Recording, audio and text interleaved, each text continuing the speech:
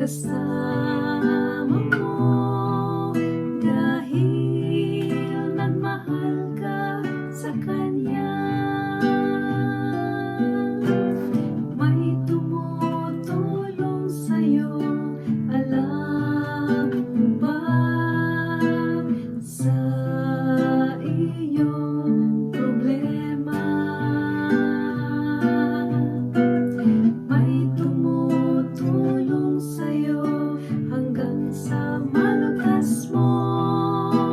Alam mo ba, si Jesus